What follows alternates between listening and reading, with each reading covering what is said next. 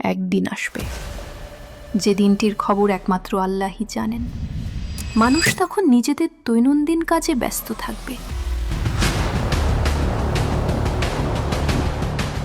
হঠাৎ আসমান কেঁপে উঠবে, জমিন ফেটে যাবে, পাহাড় ধসে পড়বে, সমুদ্র উত্তাল ঢেউয়ে গ্রাস করবে চারপাশ, তারা একে একে ঝরে পড়বে, আকাশ অন্ধকারে ঢেকে যাবে, প্রথমবার শিঙ্গা ফুঁকানো হবে, মুহূর্তের মধ্যে চারদিকে ভয় আর বিশৃঙ্খলা ছড়িয়ে পড়বে।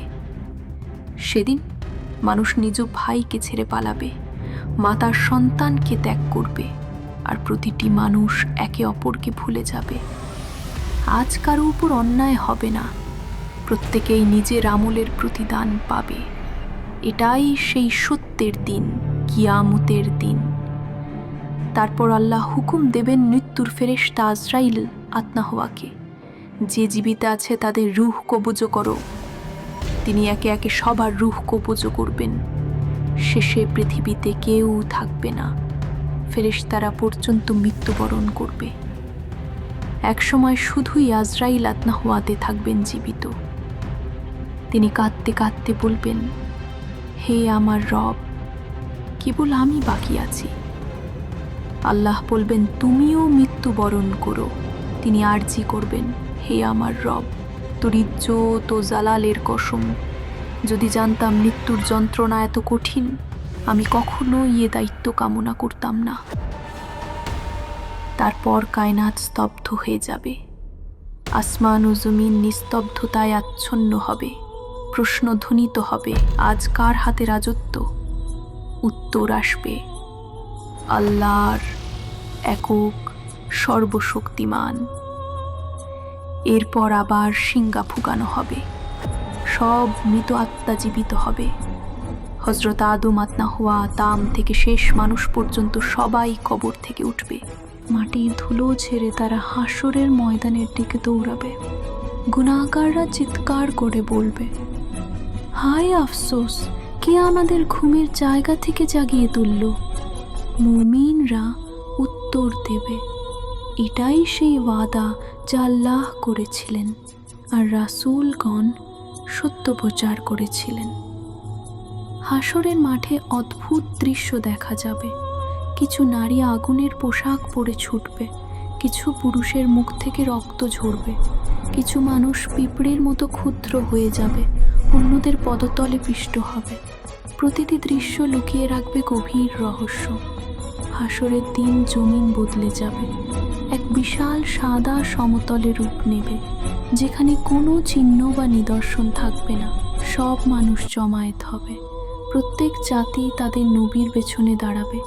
মুসা, ঈসা, ইব্রাহিম আর রাসূলুল্লাহের পতাকা আসমানের তারার মতো দীপ্তিমান হবে। তার উম্মতই হবে সর্ববৃহৎ উম্মত। তাদের মুখমণ্ডল আলোতে ভরে উঠবে। সূর্য মাথার কাছাকাছি নামিয়ে আনা হবে। কেউ ঘামে ডুবে যাবে, কেউ আল্লাহর আরশের ছায়ায় নিরাপদ থাকবে। তারপর মুমিনদের নিয়ে যাওয়া হবে হাউজে কাউসারের কাছে, যার পানি দুধের চেয়ে সাদা, মধুর চেয়ে মিষ্টি।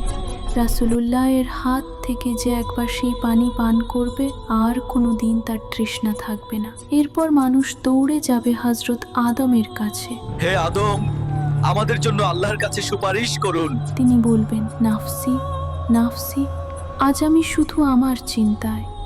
মানুষ যাবে নূহ, ইব্রাহিম, মুসা, ঈসা এর কাছে। প্রত্যেক নবী দুঃখ ভরা উত্তর দেবেন। অবশেষে তারা যাবে মুহাম্মদ আলাইহিস সাল্লামের কাছে। রাসূলুল্লাহ আরশের নিচে সেজদায় পড়বেন। আল্লাহ বলবেন, হে মুহাম্মদ, মাথা তোলো, যাও, দেওয়া হবে। নবী করিম সাল্লামেন বলবেন, হে আল্লাহ, আমার উম্মত। তারপর আল্লাহর রহমত বর্ষিত হবে, হিসাব শুরু হবে। আমল নামা উড়ে আসবে আকাশ থেকে। কেউ ডান হাতে নেবে, কেউ বাম হাতে। যার ডান হাতে যাবে সে উল্লাসে বলবে, দেখো আমার আমল নামা বড়। আর যার বাম হাতে যাবে সে হাহাকারে বলবে, হায় আফসোস, যদি এই বই আমাকে না দেওয়া হতো। তখন সব রহস্য উন্মোচিত হবে। যেসব নারী আগুনের পোশাক পরেছিল, তারা ছিল দুনিয়ায় বেপর্দা। যেসব পুরুষের মুখ থেকে রক্ত ঝরছিল তারা ছিল সুদখোর, যারা পিঁপড়ের মতো হয়েছিল তারা ছিল অহংকারী।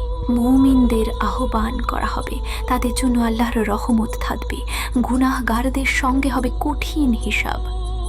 কিছু সৌভাগ্যবান বিনা হিসাবেই জান্নাতে প্রবেশ করবে, আর কিছু মানুষ লাঞ্ছিত হবে। অবশেষে শুরু হবে সিরাত সেতু পার হওয়ার পর্ব। কি আছে সেই সেতুর ওপারে? কেমন জান্নাত, কেমন জাহান্নাম? কেউ কি চিরকাল জাহান্নামে থাকবে, নাকি এখনো আশা আছে মুক্তির? উত্তর জানা যাবে পরবর্তী পর্বে।